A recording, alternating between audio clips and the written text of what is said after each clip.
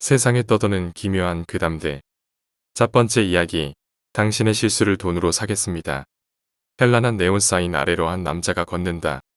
기묘한 37살. 지금은 할 일 없이 술에 찌들어 살지만 한때는 제법 괜찮은 회사의 대표이사였다. 남들이 부러워하는 대기업 직원으로 시작해 사내 벤처, 그리고 뜻맞는 동료들과 회사를 세웠다. 사업 아이템이 좋았다. 매출은 많지 않았지만 틈새 시장을 공략해 회사는 점차 번창 일로였다. 사업을 확장할 만한 시기였고 시장엔 아직 변변한 경쟁자조차 없었다. 무난한 성공이 예상됐다. 적어도 그들이 나타날 때까지는. 먹이사슬의 최상위, 포식자 대기업. 그도 한때 몸담은 적이 있지만 그들은 요한에게 있어 괴물이 되었다. 깨알 같은 개미들이 모여 차곡차곡 알곡을 쌓을 동안 침묵하며 기다리던 괴물은 시장이 커지고 주워 먹을 파이가 부풀어 오르자 득달같이 달려들어 모두를 먹어 삼켰다. 우매한 대중은 누가 선도주자이고 누가 시장을 키웠는지 따위의 일엔 관심이 없었다. 시장 선도제품과 그대로 베껴 디자인만 바꾼 두 개의 물건 중 최후의 선택은 늘 자신이 한 번이라도 더 들어본 회사의 것이었다. 인지도, 전국적인 AS망, 공격적 광고. 시장을 장악하는데 필요한 그들만의 장기가 총출동했다. 애초부터 급이 다른 상대였다.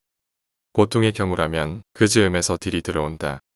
헐값에 회사를 매각하여 자회사가 되거나 아니면 끝까지 투장하던가. 오만한 제안이지만 감히 누구도 거부하지 못한다. 대부분의 선택은 전자였고 부자를 택할 경우 여지없이 집 밟혔다. 화들 그것조차 싸움이 될 만한 회사들이나 가능한 일이지. 자신들의 압도적 승리가 예상될 땐 그 흔한 딜조차 하지 않는다. 그냥 죽으라는 얘기다. 만기 상환 일도래, 최정부도 개인 파산. 요한의 삶이 박살나는 데엔 채 몇 달도 걸리지 않았다. 그가 술독에 빠져 살게 된 것도 어쩌면 당연했다. 화려하던 인생이 작살났는데 취하지 않고 어찌 버틸까? 차라리 그 시절이 없었으면 모를까? 높은 곳에서의 추락은 인생을 더 비참하게 만들었다. 허나 그마저도 어제로 끝이 났다. 빈털터리, 무일푼, 잘 나가던 회사의 CEO였던 요한은 이제 그 흔한 소주 한 병 살 돈도 없다. 맞으면 남은 돈으로 편의점에서 소주 2병을 사서 마신 요한. 술에 취해 비틀대던 그는 갑작스레 요의를 느끼고 눈앞에 보이는 허름한 건물 안으로 들어갔다. 딱히 마신 것도 없는데 취기는 몰려오고 오줌보는 터질 듯했다. 하지만 웬걸 건물주가 자린고비인지 1층엔 화장실이었고 기껏 찾아 들어간 2층의 화장실은 문이 잠겨 있었다. 시발, 급해 죽겠는데. 다급한 신호가 요한의 하반신을 쥐고 흔든다. 금방이라도 쏟아낼 듯 급박한 신호가 몰려온다. 종종 걸음으로 내달리며 눈치를 살피지만 노상방뇨라도 할까 하여 자세를 잡으니 때마침 건물 관리인으로 보이는 중년 사내 하나가 곁을 지난다. 경계의 시선, 남루한 옷차림과 며칠은 감지 않은 머리가 문제였다. 젠장. 다급히 계단을 걸어 내려가는 요한. 마음이 너무 급하다. 금방이라도 터져나올 듯 오줌보가 요란한 비명을 지른다. 맥주를 마신 것도 아니요. 물을 많이 마신 것도 아닌데 골반 안쪽이 터질 듯 출렁였다. 그래서일까? 마음보다 앞선 두 다리가 성급히 내달리다 계단 어귀에 이르러 꽈배기처럼 꼬이고 말았다. 오당탕하는 소리와 함께 요한의 몸이 계단을 굴러 1층 바닥에 나뒹굴었다. 아픈 것도 아픈 것이지만 더 큰 문제가 생겼다. 바지춤이 뜨끈하다. 젠장. 하는 푸념과 함께 몸을 일으켜 보지만 일은 저질러지고 마누다. 누가 볼세라 벌떡 일어나도 바닥엔 이미 노란 액체가 그의 만행을 증명하듯 고여있다. 그는 혹여 2층에서 만난 건물 관리인을 마주칠까 두려워 서둘러 건물 밖으로 축축한 걸음을 옮겼다. 하지만 바로 그때 누군가 다가와 그의 어깨를 부여잡았다. 논란, 요한이 멈춰섰고 바닥엔 노란 액체가 한두 방울 더 떨어졌다. 낭패다. 하지만 찌푸린 얼굴의 요한이 고개를 돌리니 이게 웬걸. 건물 관리인이 아닌 늑수구레한 노인 하나가 그를 바라보며 서 있다. 복장을 보아하니 분명 건물 관리인은 아닌 듯한데 요한의 어깨를 잡고 놓아주지 않는다. 필시 건물 내에 다른 세입자거나 또는 오지랖 넓은 노인의 일이라. 왜요? 왜? 목소리 큰 놈이 이긴다고 요한이 적반하장격으로 소리쳐보지만 노인은 놓아줄 생각은 않고 그저 씩 웃는다. 그리곤 축축한 바짓단이 신경 쓰여 도망치려는 그에게 갑자기 파란 지폐 10여 장을 내밀었다. 실수값 실세. 대충 눈으로 훑어와도 10여 장은 좋기 넘는 돈이다. 요한이 깜짝 놀라 바라보지만 노인은 당연히 할 일을 했다는 듯 돈을 쥐어주고는 횡하니 돌아선다. 뭐야. 꿈인가 하여 바라보지만 파란 배춧잎 10여 장은 현실이다. 꼬집어봐도 세어봐도 영락없는 현금 18만억. 조금 전 먹은 술이다. 깬 듯 그의 몸이 몸서리친다. 뭘까? 왜 그 돈을 그에게 주었을까? 알 수 없는 호기심이 짐인 듯 요한의 눈동자가 급히 흔들렸다. 곰곰이 생각하고 또 스스로에게도 물어보지만 애초에 대상이 틀렸다. 답을 아는 건 요한이 아닌 노인이다. 요한은 바지의 축축함도 잊은 채 노인이 사라진 방향으로 슬금슬금 걸어간다.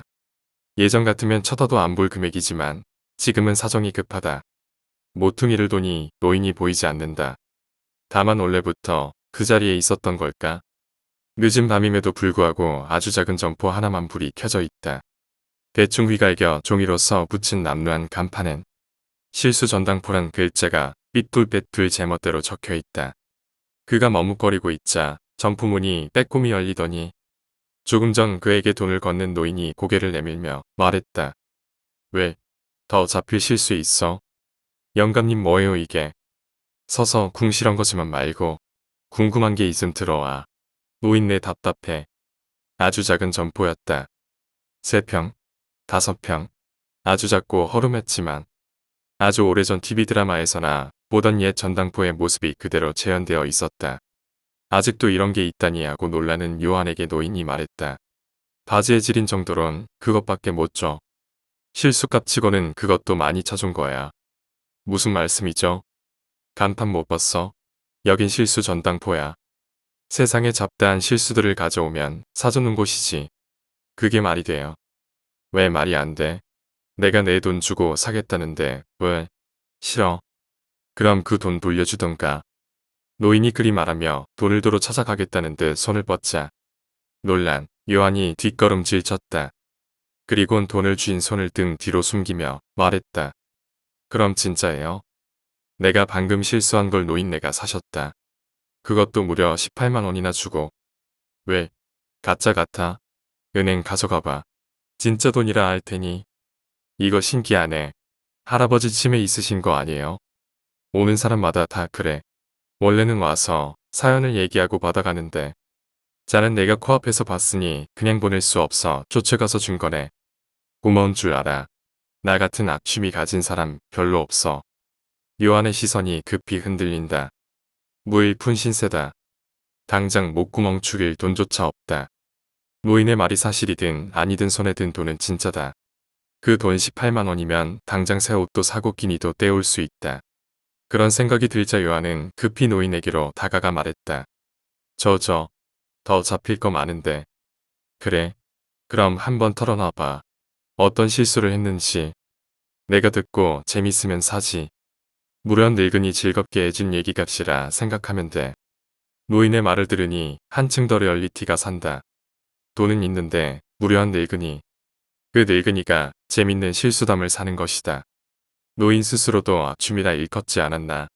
요한의 머릿속이 분주해졌다. 실수, 바지에 오줌을 지린 것보다 더 재밌고 더 깜짝 놀랄 만한 실수를 떠올리기 위한 분투다. 허나 잘하던 노래도 멍석 깔아놓으면 못한다고 애써 떠올리려 하니 무엇 하나 마땅한 것이 없다.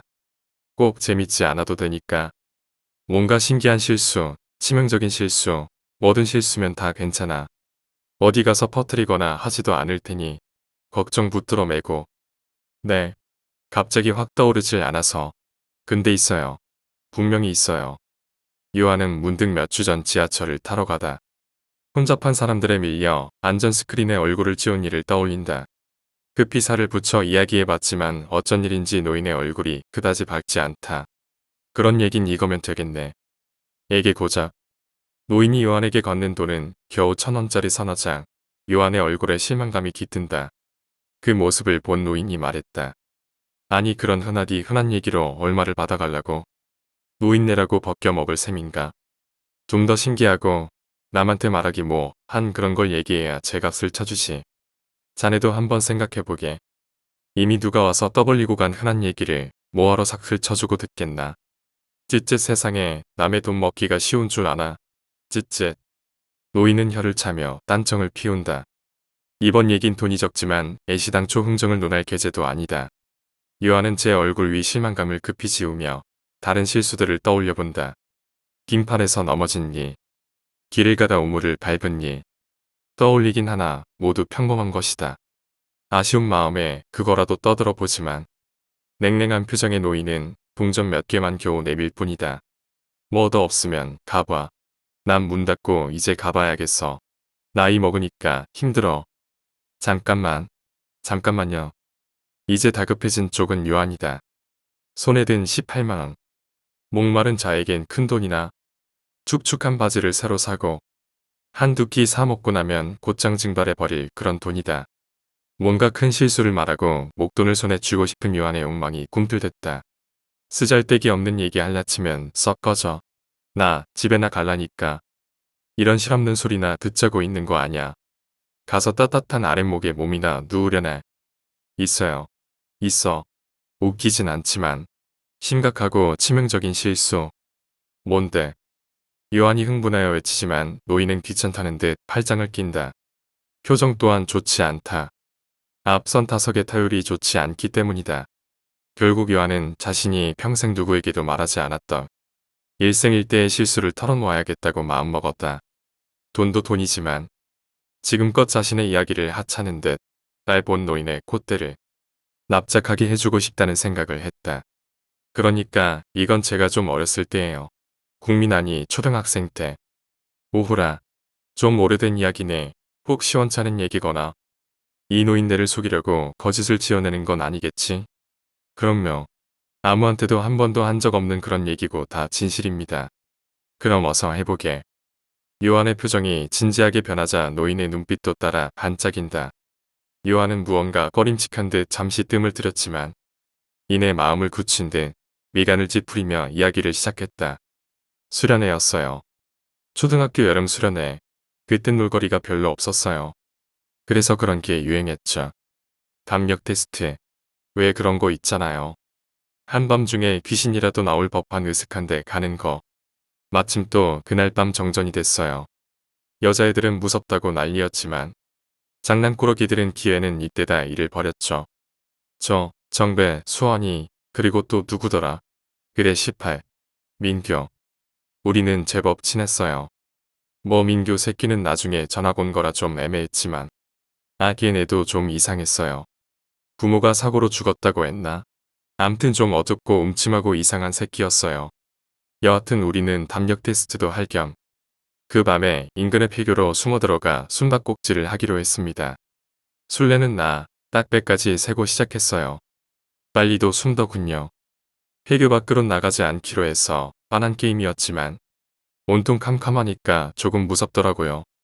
정전됐다고 선생님들이 랜턴을 다 가져가 버린 통에 양초 하나씩만 들고 갔거든요. 생각해보세요. 아무도 없는 시골의 폐교에 그 흔한 랜턴 하나 없이 양초를 든 아이들. 금방이라도 귀신이 뛰쳐나올 것처럼 외신년스러운 분위기. 겉으론 센 척했지만 저도 정말 무서웠어요. 제일 먼저 찾은 건 뚱땡이 정비였어요. 덩치는 커다래가지고 겁이 제일 많았죠. 찾고 자시고 할 것도 없었어요. 걸상 밑에 숨어 있었는데 덜덜덜 떠니까 소리만 들어도 알 수 있었죠. 술래한테 붙잡혔는데도 안도하는 꼴이란. 암튼 정배는 제가 찾자마자 곧장 폐교 밖으로 도망쳤습니다. 저도 겁이 나서 따라 나서고 싶었지만 다른 아이들에게 얕보이고 싶지도 않았고 이제 둘만 찾으면 되니까 빨리 찾자 온통 그 생각뿐이었어요. 그때 누가 봐도 딱 숨기 좋은 창고 같은 것이 보이더군요. 왜 그런 게 거기 있었는지는 모르겠지만 문이 있으니 수완이든 민교든 한 놈은 거기 숨어 있겠다 싶었어요. 뭐랄까 그냥 그런 촉이 왔어요. 하지만 왠지 무서워서 열고 싶진 않았어요. 겁이 났습니다. 문 뒤에 귀신이 숨어 있는 건 아닐까 하는 괜한 공포심이었죠. 그래서 그 문을 열어보진 않았습니다. 다만 한 놈 더 찾아놨으니까 이제 한 놈만 찾으면 된다. 그럼 이 으스스한 폐교에서 나갈 수 있다. 그런 생각뿐이었죠. 그래서 어린 나이지만 전 꾀를 냈습니다. 나도 무섭지만 숨은 놈도 무서울 거다. 구태여 찾으러 다니지 말고 제 발로 걸어 나오게 하자. 창고를 뒤로하고 다른 교실들을 찾아다니며 일부러 막귀신 흉내를 냈어요. 흑우 같은 이상한 웃음소리를 내며 최대한 섬뜩하게 만들어 보려고 했었죠. 조금 더 지나니 아니나 다를까 흑우하고 웃는데 아 하는 소리와 함께 한 놈이 뛰쳐나왔습니다. 수완이었어요. 녀석은 큰 소리로 귀신이야. 귀신 하고 악을 쓰며 달리더군요. 들고 있던 촉까지 복도에 내던지면서요. 저는 그 모습을 보고 조금 우스웠지만 한편으론 조금 무서웠어요. 저도 결국 어린아이에 지나지 않았으니까요. 내가 귀신 흉내낸 건데 바보 하고 말하면서도 왜 그런 거 있잖아요. 이상하게 뒤통수가 시리고 으스스한 기분. 뭐 어째요 바보같이 내가 흉내 내놓곤 나도 떠나냈다 뛰었죠. 여기까지 말하고 요한이 잠시 멈추자 노인이 의아한 표정으로 물었다. 겨우 귀신 흉내 내다 놀라서 도망친 걸 실수라고 하는 건가? 그건 그냥 논란, 거짓 실수가 아니지. 난 또 뭐 대단한 이야기라도 하는 줄 알고. 에이, 시간만 버렸나. 빨리 문 닫고 조카놈 불러서 차나 얻어 타고 가야지. 노인은 그렇게 말하며 품 안에서 휴대폰을 꺼냈다. 몹시 실망한 표정이었고 금방이라도 조카에게 전화해 집으로 돌아가려는 눈치였다. 그러자 다급해진 요한이 노인을 만류하며 말했다.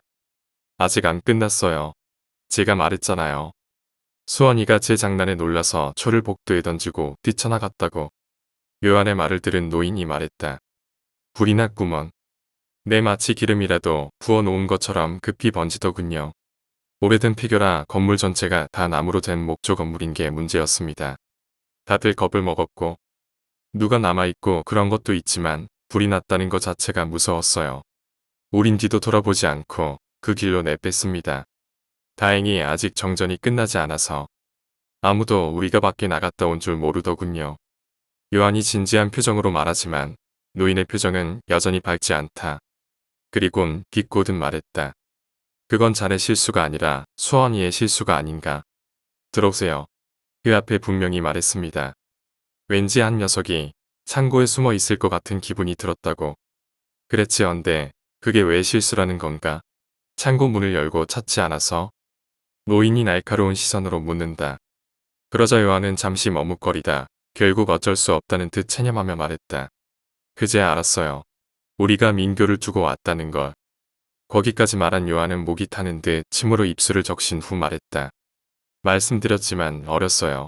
장난꾸러기였고 짓궂었죠.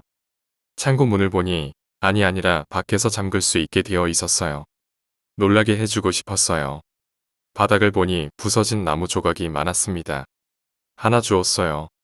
아기는 없고 그냥 장난이죠. 어린애들 장난. 전 그걸 들어서 문이 열리지 않게 사이에 단단히 끼워 넣었어요. 내가 다른 아이를 찾으러 간 사이 도망치지 못하게 하려고. 문이 안 열리면 놀라겠구나 하는 생각도 했고요. 그뿐이에요. 이런 안타깝구먼. 다음 날 선생님들은 하나같이 민교를 찾느라 난리였지만 우린 아무도 말을 못했어요. 무서웠죠. 그냥 단순한 실수였을 뿐인데 그건 그냥 사고잖아요. 그렇죠. 아직도 죄책감을 가지고 있습니다. 민교에게 미안할 뿐이죠. 요한의 말이 끝나자 노인은 안타까운 표정으로 고개 숙인 그의 어깨를 두드린다. 예, 그럴 수 있어. 어렸으니까. 그 나이에 뭘 알겠어. 실수야 실수. 죄책감 가지지 말게. 감사합니다. 노인의 위로에 조금 힘이 난다는 듯 요한이 숙였던 고개를 든다. 하지만 고개를 든 요한의 눈에 휴대폰을 들어 통화 중인 노인의 모습이 보였다. 이 실수담은 안 사주시는 건가요? 분명 재밌는 얘기가 아니라도 돈을 주신다고. 요한이 놀란 표정으로 묻자 노인은 별일 아니라는 듯이 웃으며 말했다. 나도 집엔 가야 하니까 조카를 좀 불렀어. 곧 올게야. 신경 쓰지 마.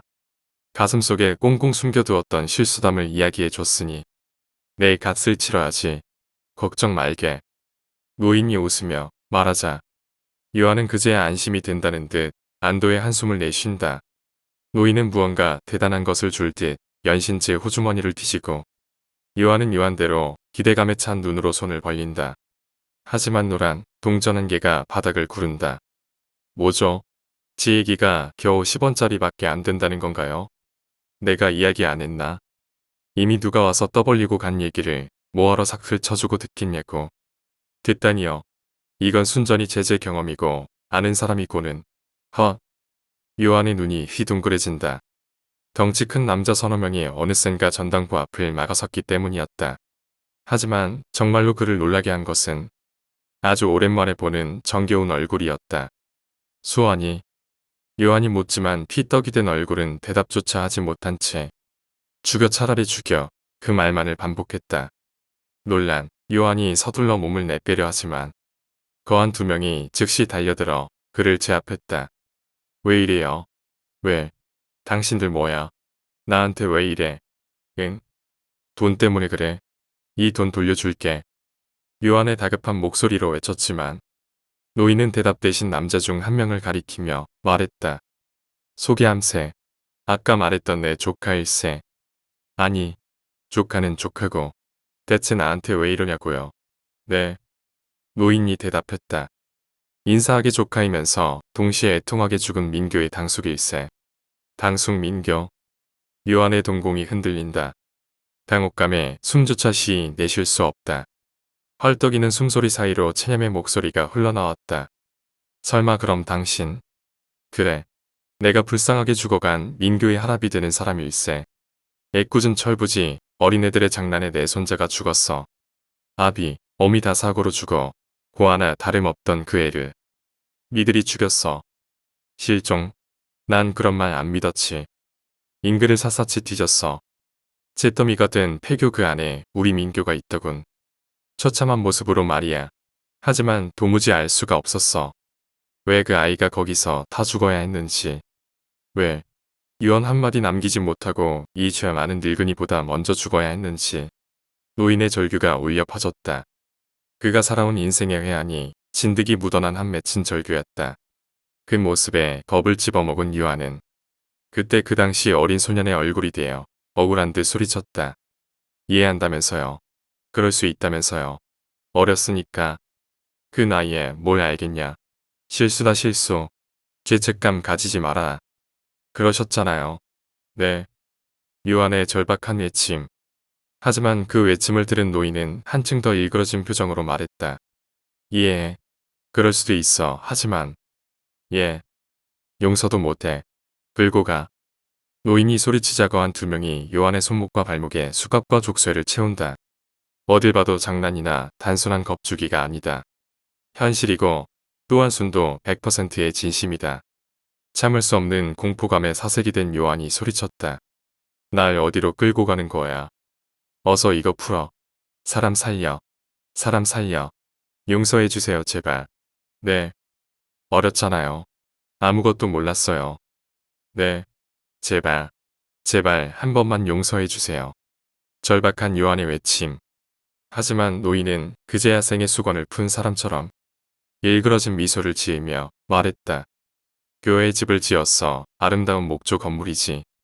내까진 놈들의 장작더미론 아깝지만 니스를 잔뜩 칠해 놓았으니 아주 잘 탈 거야. 용서. 좋지. 빌어. 손이 발이 되도록. 하지만 너희를 용서할 사람은 내가 아니야. 죽은 우리 민규지.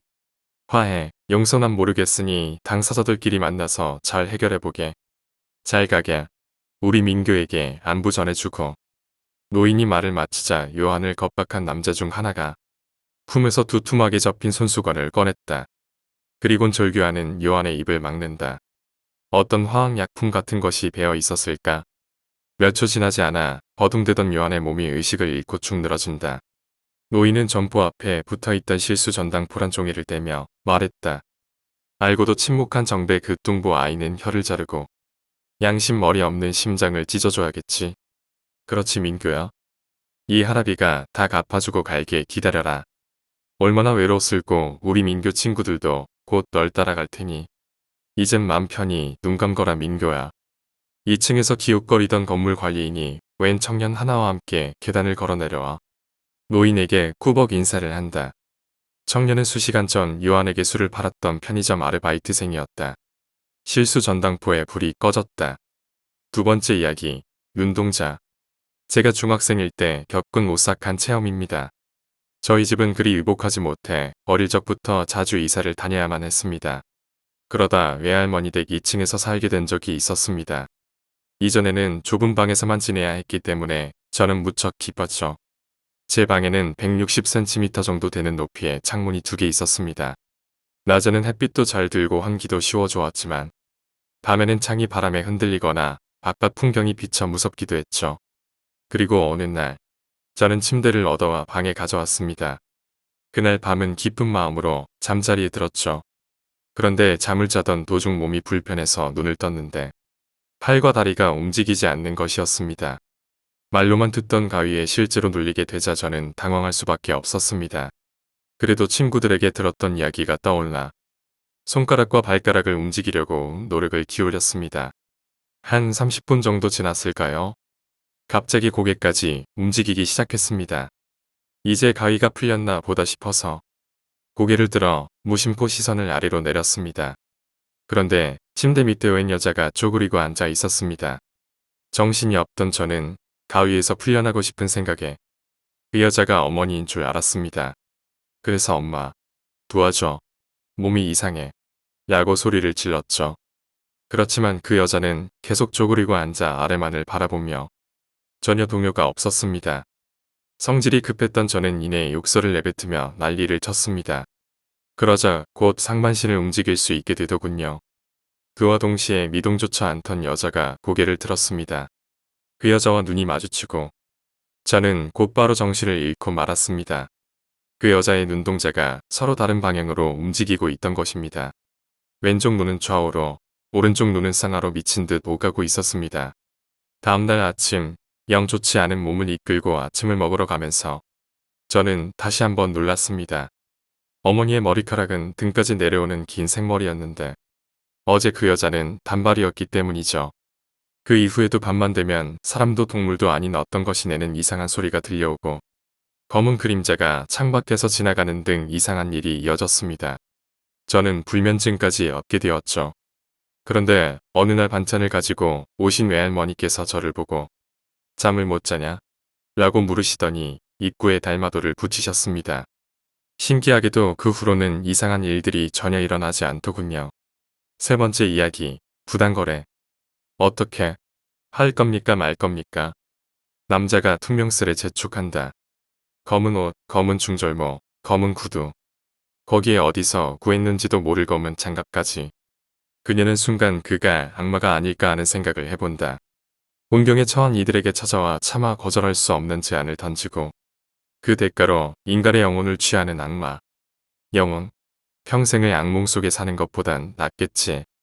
이렇게 망가진 채로 사느니 까짓 영혼 달라면 망설이지 말고 줘버리자.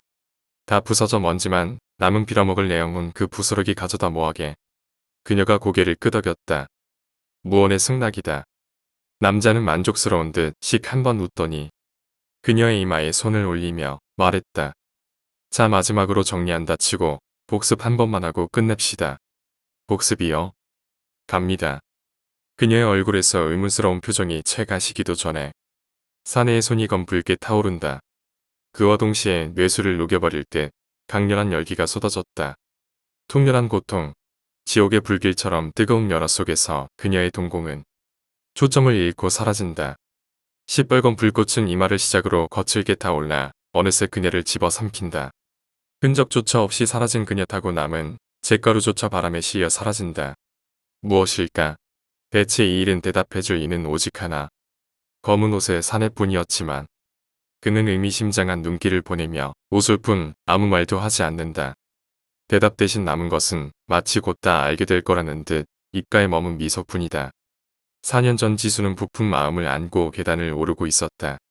변두리의 작은 쪽방이지만 처음으로 자신만의 공간을 얻었음에 그녀는 기뻐하고 있었다. 하지만 기실 그녀의 과거를 찬찬히 들여다보면 그러한 기쁨의 대부분은 지긋지긋한 부모와 떨어져 있을 수 있다는 안도감에서 기인한다. 그녀의 아버지는 보통의 아버지와는 사뭇 달랐다. 항시 손을 떨어대고 가정을 등한시했다. 그녀는 기억하지 못할 테지만 그녀가 처음으로 기어가 잡은 것은 따뜻한 젖병이 아니라 방 안을 아무렇게나 굴러다니던 소주병이었다. 심각한 알코올 중독. 본인은 부정하지만 밥숟가락을 퍼 올릴 때마다 덜덜덜 떨리는 손끝이 그것을 증명했다. 보통의 그는 한없이 착하고 소심한 사람이었지만 술이 떨어지는 날에 그는 한 마리의 짐승으로 변했다. 끔찍한 폭언과 학대가 그 짐승의 울부짖음과 함께 퍼부어졌다. 경제적 능력이 형편없었음도 두말할 나위가 없었다. 차라리 학교란 곳을 다니지 않았다면 좋았을걸. 세상 모든 아버지가 두 얼굴을 가진 괴물일 거라 믿었던 그녀에게 또래 친구들의 현실은 자신을 더 비참하게 할 뿐이었다. 그나마 그녀가 기댈 수 있는 유일한 안식처는 어머니뿐이었지만 그녀도 역시 온전한 사람이라 보기는 힘들었다. 그녀는 동네의 지명도 높은 협잡꾼이었다. 뇌 이웃을 기웃거리며 모략과 힐난을 일삼았다. 없는 사실을 고면낸다거나 생트집을 잡는 것이 그녀의 주 레퍼토리였다. 그녀는 누군가가 비참해져 울고 절망할 때 비로소 카타르시스를 느끼는 사람처럼 보였다. 제가 행복의 동선으로 올라갈 수 없다면 대신 누군가를 절망의 나락으로 끄집어내려 상대적 만족감을 얻으려는 저열한 수작. 그녀는 진정한 협잡꾼이었다. 물론 모든 협잡꾼은 자신의 모력이 밝혀지는 순간 책임지지 않기 위해 모습을 숨기게 마련이다. 그럴 때면 득달같이 달려온 이웃의 폭거를 어린 지수가 온몸으로 받아내야만 했다. 안타까운 현실은 그러한 그녀의 행동이 단순히 제 이웃에게만 국한되지는 않았다는 사실이었다. 자신의 주변에 가장 가까이 있다는 이유로 따른 빈번한 힐난의 대상이 되어야 했다. 외모부터 행동, 습관, 말투 모든 것이 그녀의 비평을 거쳐야 했고 그것은 실로 제멋대로이며 또한 지독히도 잔인했다. 지수가 19살이란 어린 나이에 독립을 결심한 것은 어쩌면 매우 늦은 발현이었을지도 몰랐다. 그녀는 착했고 인내심이 많았다. 그러한 성격이 그녀를 지옥 속에 더 오래 머무르게 했다. 다행히 그녀의 주변엔 좋은 사람들이 많았고 아르바이트를 통해 부모 몰래 모은 돈으로 기어코 방을 얻어 나가고야 한다. 단돈 80만원의 보증금에 월세 20만원. 허름한 방치고는 꽤 큰 돈이었지만 그녀는 기뻤다. 더 이상 술 취한 아버지의 폭행에 시달리지도 어머니의 협잡의 대가를 대신 지지 않아도 되었으니까 말이다. 그즈음 그녀에게 다가온 사람이 바로 36세의 직장인 봉규 씨였다. 그는 지수가 일하던 회사의 만년 대리였다. 늑다리 노총각에 볼품없는 사람이었지만 그래도 나름 성실하다는 평을 들었다. 나이 차이만 해도 17살. 보통의 시선으론 도저히 이어질 수 없는 사이였지만 한 번도 누군가의 사랑을 받아본 적이 없는 지수였기에 그것은 외려 쉬운 일이었다. 그녀는 이상하게도 봉규 씨가 편안하게 느껴졌다. 봉규 씨 역시 그녀를 자상하게 대했다.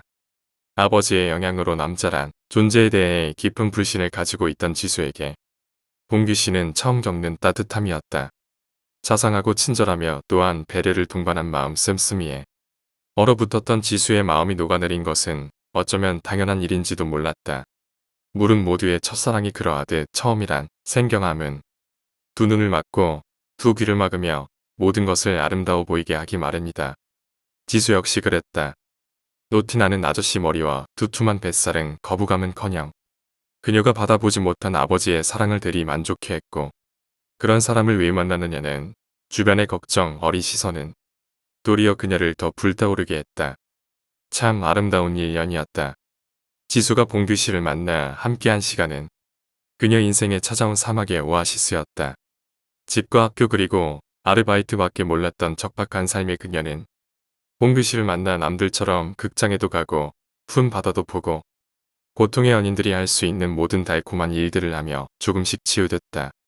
그것은 시련밖에 몰랐던 그녀의 인생에 있어 하나의 커다란 전환점이었다. 나도 행복할 수 있을까? 그녀는 늘 그렇게 물었고 봉규 씨는 뒤늦게 찾아온 그 대답이었다. 그를 알고 난 뒤 그녀는 말했다. 나도 행복할 수 있다. 하지만 모든 일이 그렇듯 인생의 굴곡은 가장 높은 곳에 도달했을 때 비로소 아래로 추락한다. 시작은 아주 먼 곳의 이야기였다. 한창 뉴스에서 떠들어대기 시작한 서브프라임 모기지 사태가 바로 그것이었다. 부동산 버블의 종말로 인한 미 경제의 급격한 위축. 머나먼 이국에 상관없는 이야기인 줄 알았던 그것이 바다를 건너와 경제에 치명상을 입힌다. 대량해고 사태가 촉발되었고 유수의 수출주도 중소기업들이 문을 닫았다. 물론 지수와 봉규 씨도 경제 악화의 화살을 피하지 못했다. 잘 다니던 공장은 문을 닫았고 경련물을 보던 지수와 사무직 만년들이 봉규 씨는 졸지에 구직시장의 천병이 되어야 했다. 하나 변변한 학력조차 없는 두 사람을 반기는 회사는 그리 많지 않았다.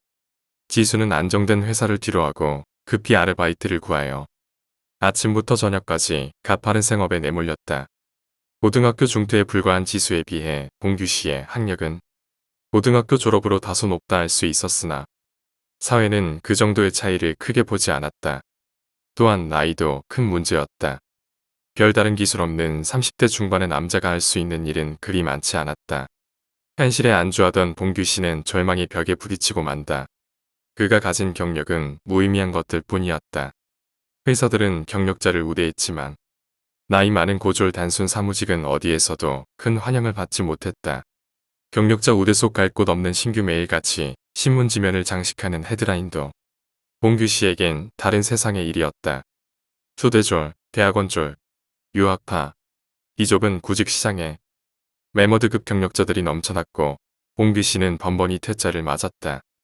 매일 같은 이력서에 매일같이 수반된 좌절이 그를 힘들게 했고 그때마다 그녀는 그를 위로하며 말했다. 난 아무것도 필요 없어.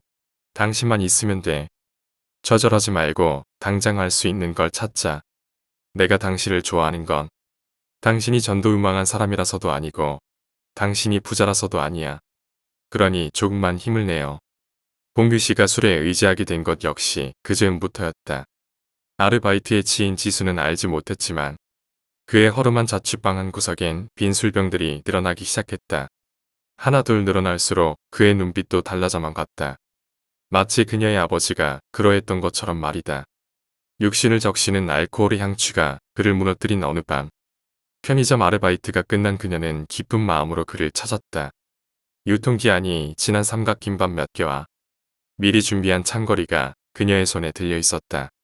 하지만 그것들은 술에 취해 잠든 그의 방바닥 위에 힘없이 나뒹굴고 만다. 그가 미처 치우지 못한 술병들을 지수가 보고 만 것이다. 아니죠. 아니잖아요. 봉규 씨 이런 사람 아니잖아요. 이거 다 내가 내다 버릴게요. 이런 거 마시지 마요, 네. 내가 술 너무 싫어하는 거 알잖아요. 네. 하지만 그는 이미 너무 많이 젖어 있었다.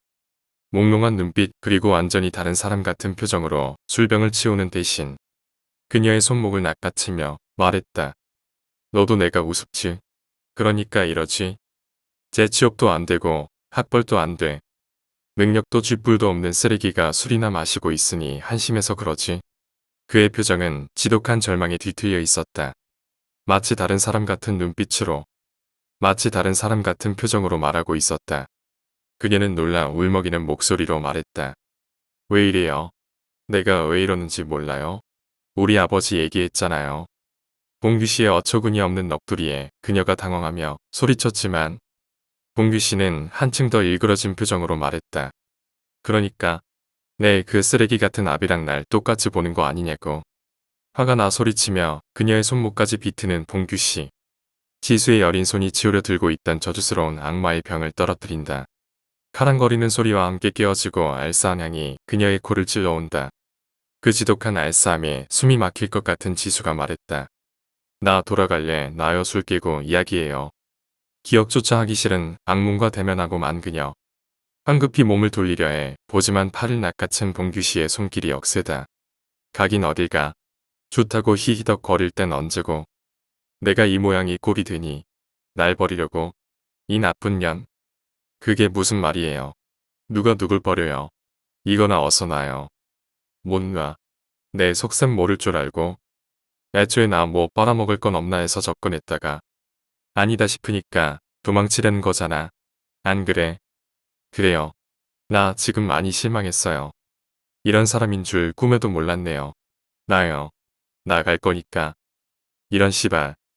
찰싹거리는 소리가 작은 방 안에 울려 퍼진다. 꺾인 고개 뒤로 터진 지수의 입술이 보인다. 살포시 피가 맺혔지만 지수는 고개를 숙인 채 아무 말도 않는다. 슬픔, 후회 그리고 어떤 알 수 없는 회한이 그녀를 굳어지게 했다. 갑자기 왈칵 눈물도 쏟아졌다. 무엇이, 어떻게, 왜 그녀를 다시금 악몽 속으로 몰아넣었는지 도무지 알 수 없다는 듯 그녀는 그저 울기만 했다.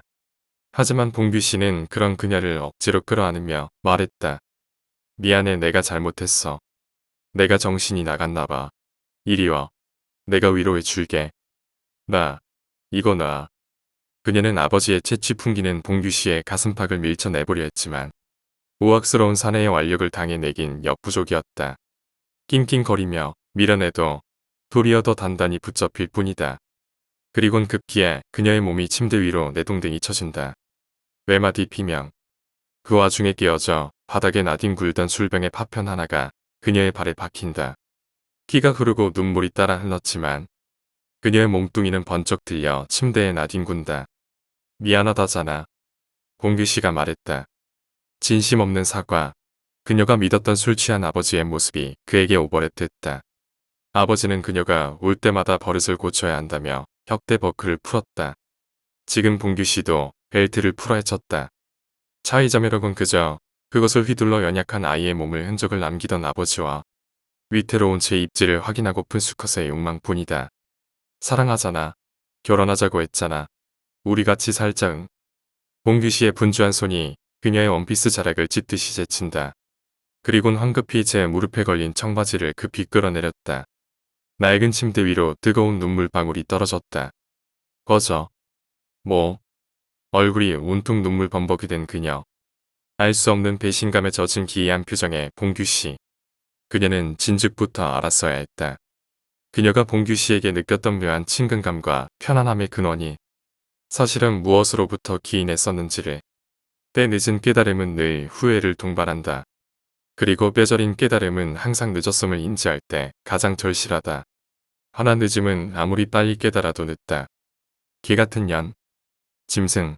한 마리의 짐승이 마치 포식자의 그것처럼 두 주먹으로 피식자의 안면을 강타한다. 울분, 분노, 배신감, 그녀를 향한 것도 있고 제 자신을 향한 것도 있다.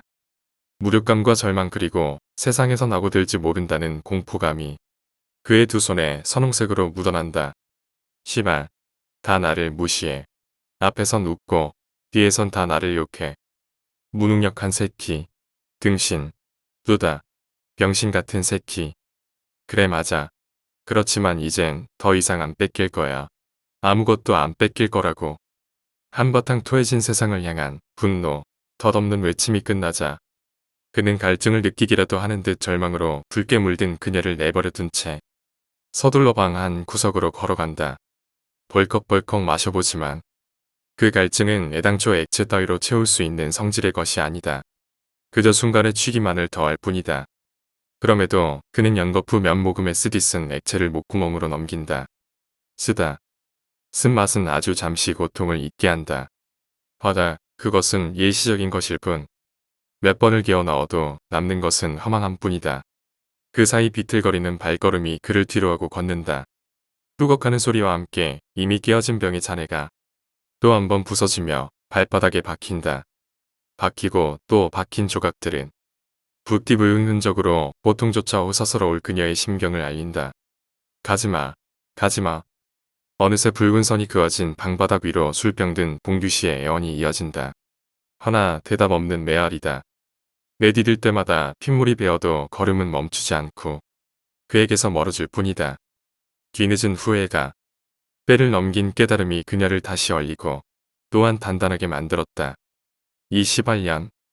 거부당한 이에 거친 손길이 두멍자의 선홍색 흔적을 따라가 머리채를 잡고 흔든다. 158cm에 42kg. 작은 몸뚱이가 속절없이 나뒹굴었다. 손을 뻗어 우악스러운 짐승의 발톱을 뿌리치려 애쓰지만 172에 88kg. 처음부터 급이 다른 상대다.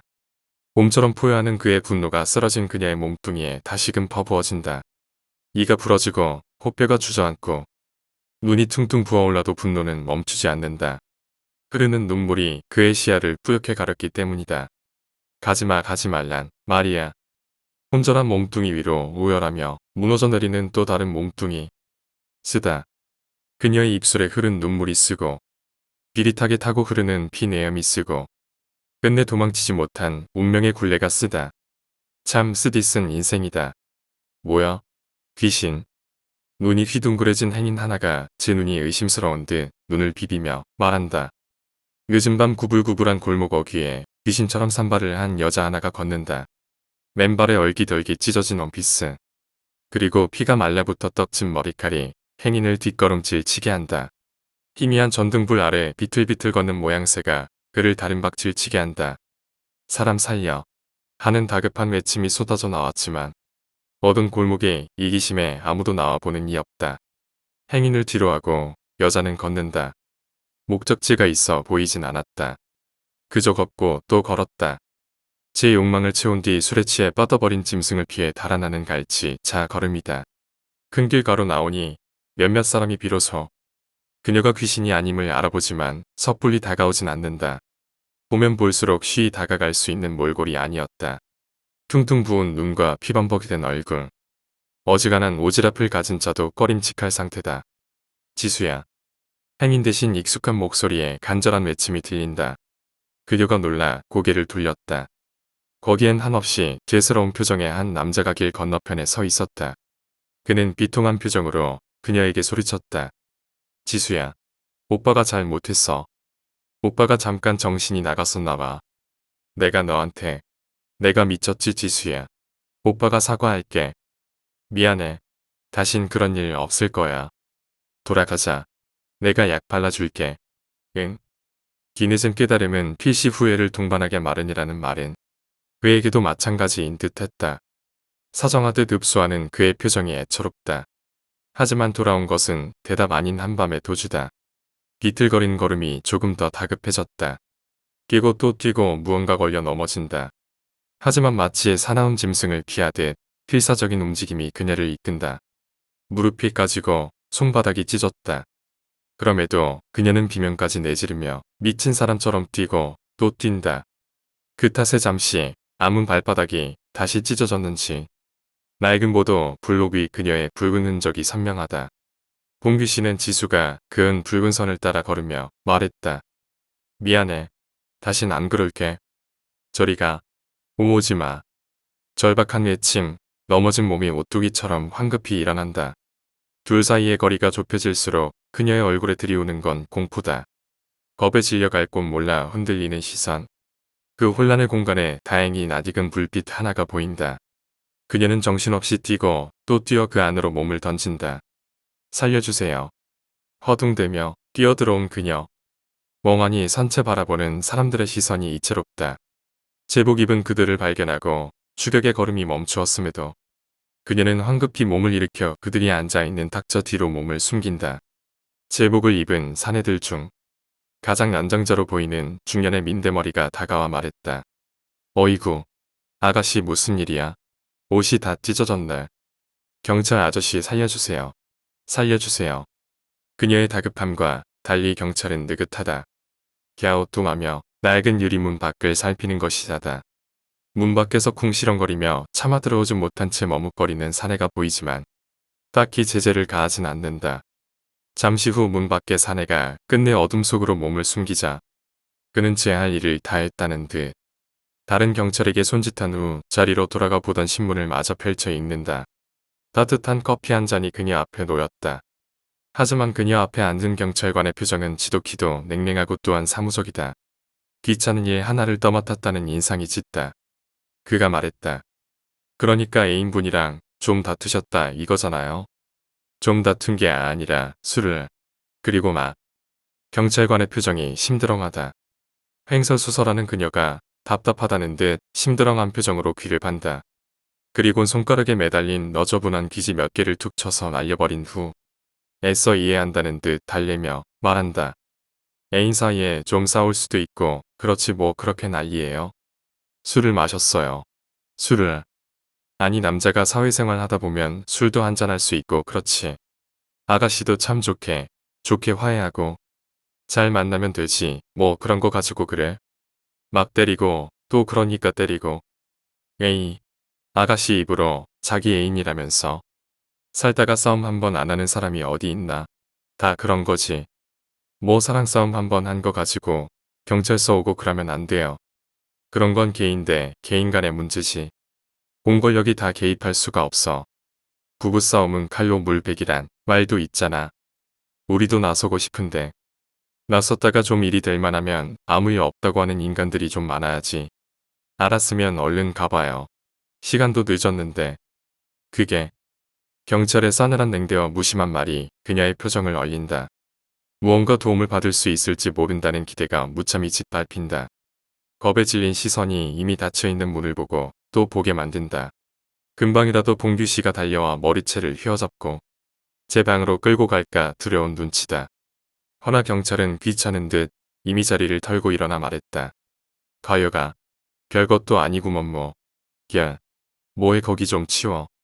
네. 그의 손짓에 계급이 낮은 신참 경찰 하나가 대걸레를 쥐고 피 묻은 바닥을 닦아낸다. 한쪽 구석에 자리한 나무 의자를 보니 술 취한 노인 하나가 소동에도 아는 곳 없이 잠들어 있다. 경찰서가 누구 집 안방인 줄 아나. 저 노인네도 걸핏하면 술 취해 난동 부리러 오고 이제는 사랑싸움한 아가씨까지. 참내 뭐해요. 아가씨도 빨리 가요. 파출소 그렇게 한가한데 아닙니다. 이거 다 공무집행 방해예요. 방해. 힘없이 돌아선 그녀 등 뒤로. 저 노인네 잘 자다 왜 갑자기 토하고 지랄이야. 하는 경찰들의 아우성 소리가 들린다. 빼꼼히 문을 열어 나서지만 누구 하나 배웅하는 이 없다. 겁에 질린 그녀의 시선이 파출소 밖을 살핀다. 다행히 그는 보이지 않았다. 내내 문 밖을 어슬렁대며 상황을 살피더니 결국 기다리다 지쳐 돌아간 듯 했다.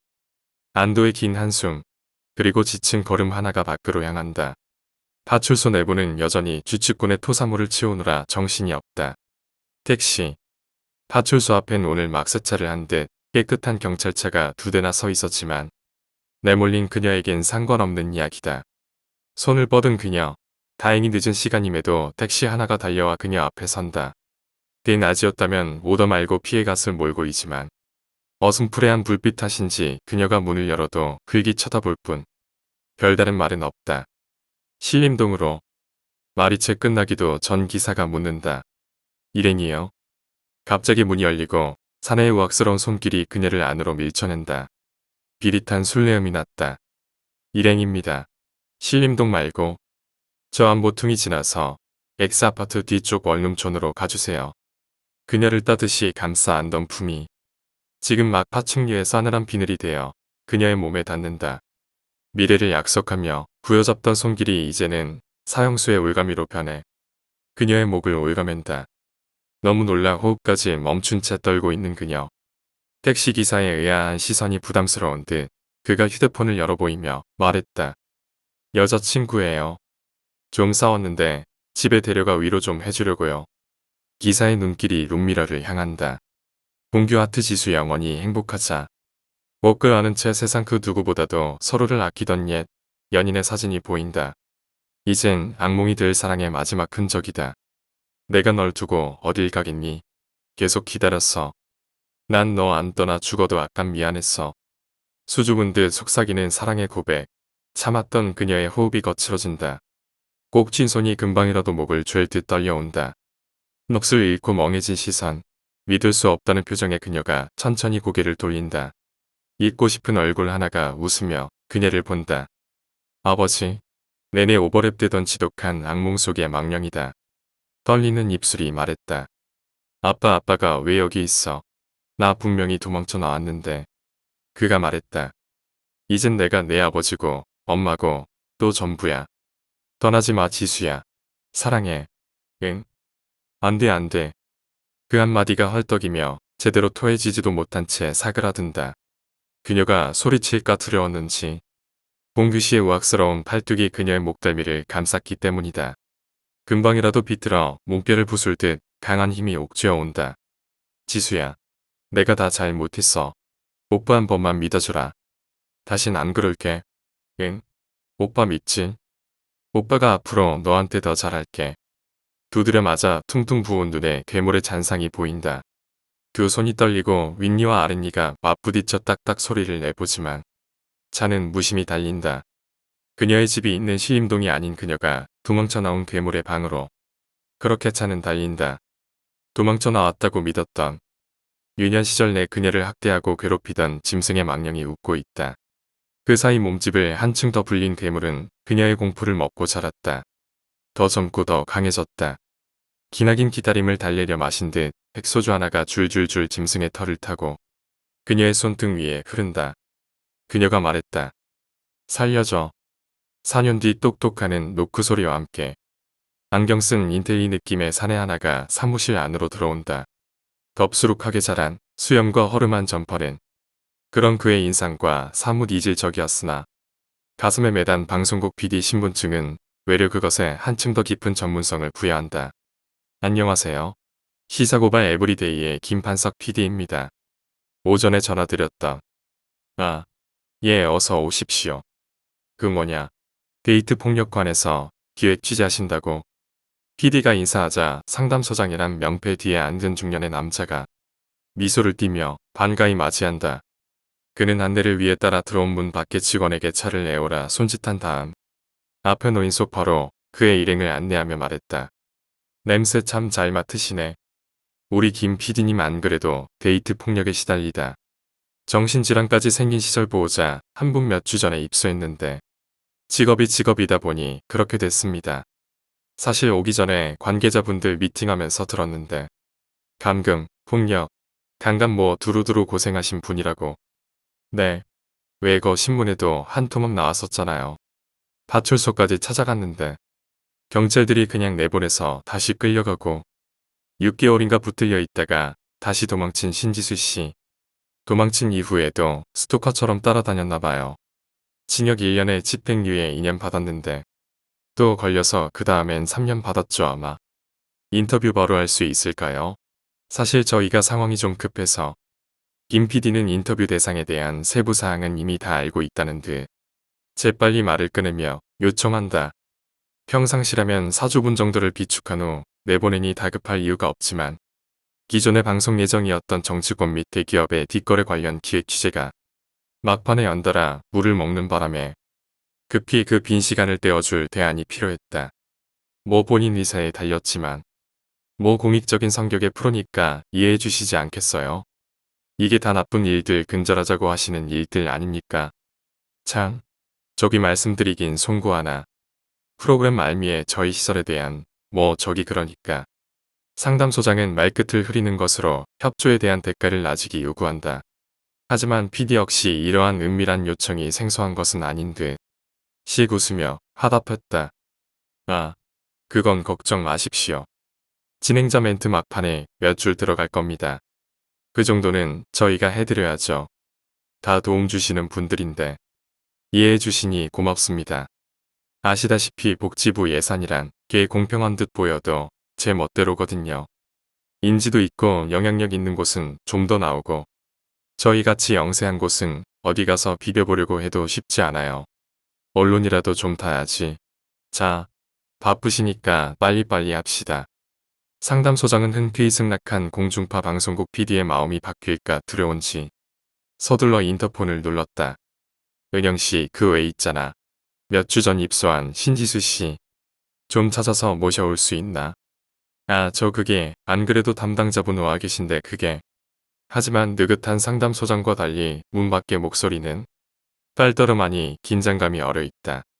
그리고는 문밖 직원이 아닌 상담소 입소자 담당 직원이 다급히 문을 열고 들어와 죄스러운 표정으로 토로한다. 아 저기 그게 아까까지는 잘 계셨는데 그게 말이죠. 무슨 소리 하는 거야. 최 팀장 뭐 문제라도 있어? 갑자기 사라지셨어요. 신지수 씨. 뭐. 상담소장의 눈이 휘둥그레진다. 다른 자리도 아니고 사회고발 프로그램의 메인 PD가 직접 행차하신 민감한 사안이다. 하지만 안절부절 못하는 그의 표정과 달리 곁에 앉은 김 PD의 눈은 더없이 생기를 띠며 반짝인다. 재빨리 수첩을 꺼내어 무언가를 적는 그의 모습이 부담스러운지 소장은 낮고 공격적인 어투로 직원을 윽박지른다. 사라지다니. 그게 무슨 소리야. 아 그게 스토킹하던 전 남자친구. 감옥 간 그 인간 형기가 이번 주쯤 끝나거든요. 그래서 지수씨가 최근 좀 많이 불안해 하기는 했었는데 그래도 잘 있는 것 같아 보였는데 조금 전에 제가 잠깐 화장실 다녀온 사이 갑자기 사라졌어요. 아니 입소자 관리 정말 그따위로 할 거야? 죄송합니다. 이게 무슨 죄 지은 분들이 아니고 자유롭게 와서 시설 이용하시고 머무시는 분들이라 강제적으로 뭘 할 수가 없어서 지켜보기는 했는데 그게 그렇게 갑자기 사라지실 줄은 몰랐어요. 죄송합니다. 지금 직원들이 돌아다니며 찾아보곤 있습니다. 이런 젠장. 아이고, PD님 잠깐. 아주 잠깐 착오가 있었나 봅니다.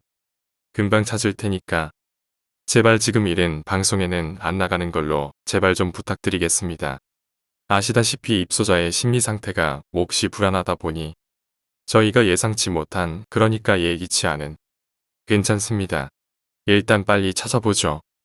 김 PD는 괜찮다는 듯 말하지만 그의 입가엔 어느새 미소가 얼어있다.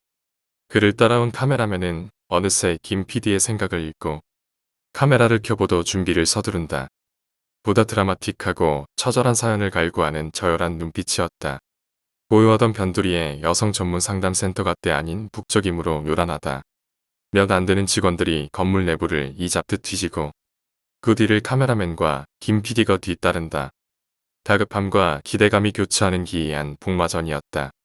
청소를 담당하는 늙은 용역 직원 하나가 말했다. 그 말수적은 아가씨, 아까 옥상 쪽으로 가던데. 사색이 된 상담소장과 참지 못하고 이까지 드러내며 웃는 PD. 심상치 않은 갈등의 단초가 그들 사이에서 느껴졌다. 하나 상황의 주도권은 어느새 김 PD에게 넘어갔다. 그는 별일 있겠어요? 라는 속 다른 위로를 던지며 비열하게 웃는다. 소장의 얼굴이 하얗게 질렸다. 아이돌 가수 이름 마냥 유력한 종교의 신들이 그의 입에 오르내렸다. 어둑해진 상담소의 옥상. 난간에 기대어 스쳐 지나가는 자동차 불빛들을 바라보며 상념에 젖은 여자. 그리고 그녀에게로 다가오는 한 남자가 보인다. 여자는 그를 발견하자마자 급히 몸을 뒤로 내빼려 하지만 그녀의 뒤에는 더 이상 남은 공간이 없다. 높은 옥상 난간이 그녀를 막아선다. 놀라 고개를 움츠린 그녀. 헌데 신기하게도 저만치에 있던 사내는 어느새 그녀의 코앞까지 다가와 말한다. 죽을 각오로 살아야지 안 그래? 저리가 당신 뭐야? 이제는 술 냄새 안 나는 사람도 두려운가? 사는 게 고달프지. 다 털어내고 쉬고 싶을 만큼. 그래서 이 위로 올라온 거 아냐? 그 자식이 찾아오는 게 두려워서. 안 그래 신지수 씨? 당신 누구야? 어떻게 나를?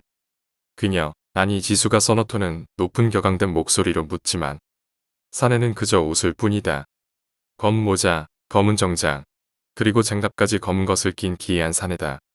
남자라면 다 두렵고 떨리고 무서운 그녀지만 이상하게도 그는 남자로 느껴지지 않았다. 그저 어떤 아이의 존재. 그녀가 그 기이한 감흥의 정체에 의구심을 가지는 사이 그가 말했다. 바람을 틀어주려고 왔어. 꺼져가는 촛불을 위한 마지막 기회지. 남자가 무섭고 사회생활 자체가 불가능하고 매사에 늘 쫓기는 듯 두렵지. 살아도 사는 게 아니고 잠을 자도 지독한 악몽 때문에 눈을 감는 것 자체가 미쳐버릴 것 같잖아. 지금은 수면제 없인 잠도 잘 수 없고 안 그래?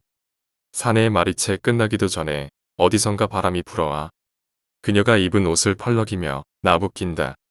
30kg 중반은 될까? 너무도 앙상한 그녀의 몸뚱이가 바람에 흩날릴 듯 휘청인다. 나한테 왜 그래 응? 말했잖아. 당신 바람을 들어주기 위해 왔다고. 내 바람. 내 바람이 뭔데. 빌어먹을 악몽을 더 이상 꾸지 않는 것. 끔찍한 기억을 지우고 새 삶을 사는 것. 무슨 말을 하는 거야. 그 바람을 들어주겠다고. 아버지. 그리고 악몽이 되어버린 옛 연인에 대한 기억을 모두 지워줄게. 그걸 바라고 이 옥상에 오른 것 아니었나. 지수의 눈동자가 흔들렸다. 사내의 말대로다. 기억을 지우고 싶었다. 그 끔찍한 악몽에서 벗어나고 싶었다. 하지만 그녀는 그 방법을 몰랐다. 그래서 옥상에 올랐다. 지우고 잊고 털어낼 수 없다면 끝내는 것이 맞단 생각에서였다. 사내가 말했다. 어떻게? 할 겁니까 말 겁니까? 남자가 퉁명스레 재촉한다. 검은 옷, 검은 중절모, 검은 구두, 거기에 어디서 구했는지도 모를 검은 장갑까지. 그녀는 순간 그가 악마가 아닐까 하는 생각까지 했다. 공경에 처한 이들에게 찾아와 차마 거절할 수 없는 제안을 던지고 그 대가로 인간의 영혼을 취하는 악마. 영혼. 평생을 악몽 속에 사는 것보단 낫겠지. 이렇게 망가진 채로 사느니 까짓 영혼. 혹 달라면 망설이지 말고 줘버리자. 다 부서져 먼지만 남은 빌어먹을 내 영혼 그 부스러기 가져다 뭐하게. 그녀가 고개를 끄덕인다. 무언의 승낙이다. 남자는 만족스러운 듯 씩 한 번 웃더니 그녀의 이마에 올린 손을 떼며 말한다. 복습 끝났습니다. 이젠 바람대로 아무것도 남지 않았으니 이후의 선택은 당신의 몫. 부디 현명한 판단을 하게. 복습 끝나? 뭐가? 갑니다. 기다려요. 나한테 뭘 어떻게 한 거죠? 당신 바람대로 아픈 기억을 지우고 더 이상 악몽을 꾸지 않도록 했지. 지금도 또한 앞으로도 영원히 고통 모를 삶을 살게 된 당신에게 축배를. 저기요. 이봐요. 말을 마친 사내는 어둠 속으로 몸을 숨긴다. 문도 없는 그냥 텅 빈 어둠 속이다. 놀라멍하니 써있는 그녀에게 낯익은 얼굴과 낯선 얼굴 몇이 급히 다가온다. 상담소장과 김 PD 일행이었다. 사색이 된 상담소장은 옥상 난간에 선 그녀를 급히 끌어안으며 말했다. 안 돼요. 자살하면 안 됩니다. 자살은 올바른 선택이 아닙니다. 신지수 씨. 이럴 때일수록 마음을 굳게 먹고 옛 남자친구와 아픈 기억을 이겨내야 합니다. 자살. 제가요. 옛 남자친구. 아픈 기억. 도통 무슨 말씀이신지. 지수의 표정이 의아함으로 물든다. 예. 신지수 씨 전 남자친구 문제로 괴로워서 옥상에 오르신 거 아니에요? 저요? 무슨 남자친구? 그냥 답답해서 올라온 건데요. 저 이제 여기 나가려고요. 아니 그게 그럼 다행이긴 하지만 서도. 지수의 말에 안도하는 상담소장. 그와 달리 아쉬운 표정을 짓는 김 PD. 신기하게도 지수의 표정은 더없이 평온하다. 극단적 대인기피 증거 과도한 남성 혐오증으로 인해 정상적인 생활이 불가능할 정도라던 상담 서류가 무색할 정도다. 신지수 씨, 카스 김판석 PD입니다. 시사고발 에브리데이 아시죠? 지금 기획 특집으로 데이트 폭력에 대한 추적 고발을 하나 준비 중인데 인터뷰 좀 할 수 있을까요? 전문가답게 급히 아쉬움을 털어낸 김 PD가 다가가 말한다. 전날까지는 남자가 대여섯 걸음 안으로만 다가와도 놀라 경기를 일으키던 그녀였기에 다급히 제지해보지만 신기하게도 그녀는 웃으며 말한다. 제가요? 무슨 데이트 폭력이요? 전 아무 일도 없는데요. 아우 빨리 일 시작해야지. 너무 오래 쉬었네. 이게 무슨. 상담소장은 놀란 듯 중얼거리고 PD는 낭패를 당했다는 듯 그를 바라본다. 지수씨, 아버지에게 학대당하고 전 남자친구에게 구타당했던 거 기억 안 나요? 구타요? 아버지? 전 아버지가 없는데요. 남자친구도 없고요. 저 아무렇지도 않은데 왜들 이리 호들갑이세요? 저 집으로 돌아가고 싶은데 집만 챙기면 될까요? 아니, 아니야. 지수씨 분명 심각한 대인기피 중에 남성 혐오 증세 보였어. 그것도 중증.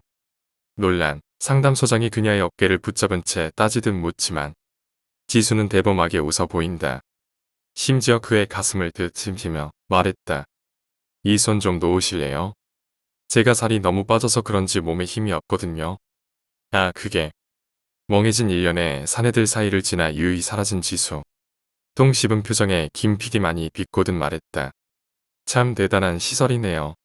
중증 대인기피, 심각한 남성 혐오증. 의사도 쉽게 못 고치는 병을 몇 주 만에 고치시다니 대단도 하셔라. 여태껏 보조금 받으려고 쉬어하신 거 아닙니까? 아니 그게 아니라 저 친구 정말 심각했었는데 기획을 좀 바꿔야겠는데.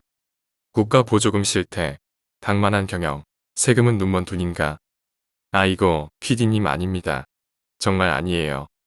이래저래 낭패를 본 것은 PD도 마찬가지였으나 아무래도 상담소장의 표정이 더 난처해 밴다. 늦저녁에 분주한 소동은 끝났으되 또 다른 폭풍이 몰아칠 듯 위태로운 상담소의 옥상이었다. 7년 뒤. 현수씨 언제 와? 갑자기 찾아온 거래처 사람들 접대 중이라고. 응 괜찮아 늦더라도 와 기다릴게. 늦은 밤 조용한 커피숍 안. 지수는 새로 사귄 남자친구와 알콩달콩 즐거운 시간을 보내려 기다림의 시간을 보내고 있다. 그녀에게 다가온 새로운 사랑은 건실하고 착한 남자다. 그는 자상하고 또한 따뜻한 품을 가졌다. 그녀는 그를 진심으로 사랑한다. 그녀의 기억을 돌이켜 보건대 그와의 추억은 모두 아름답고 행복하기만 하다. 어머. 현수 씨를 기다리며 화장을 고치던 지수가 문득 놀란 표정으로 손거울을 들여다본다.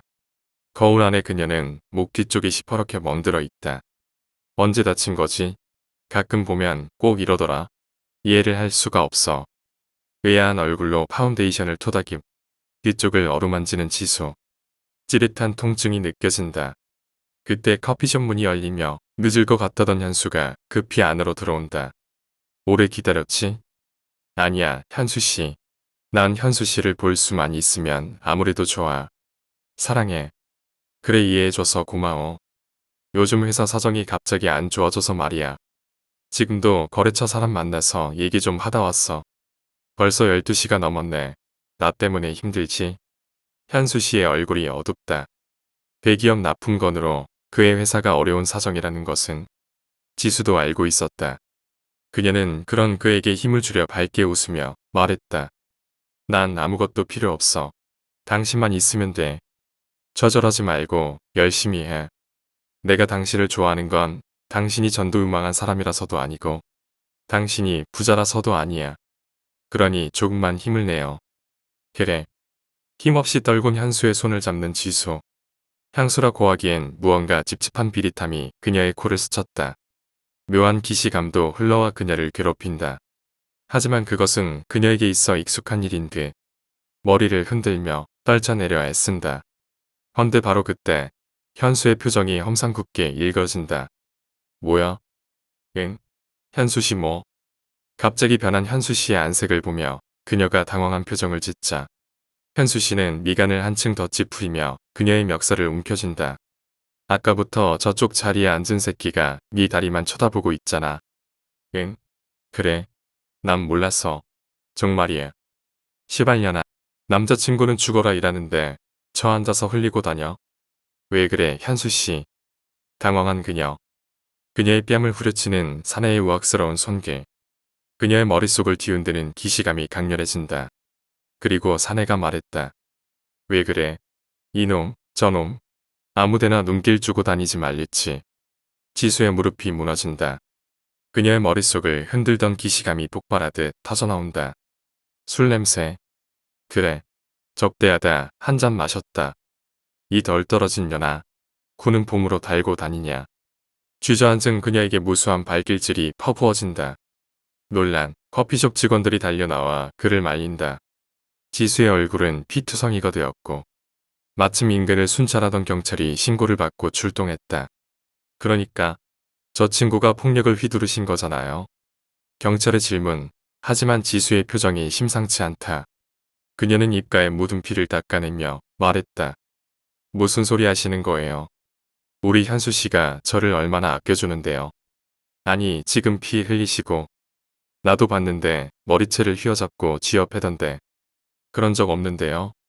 남자친구라고 감싸실 게 아니라 할 건 하셔야 된다니까 그래. 데이트 폭력이 얼마나 심각한 문제인데.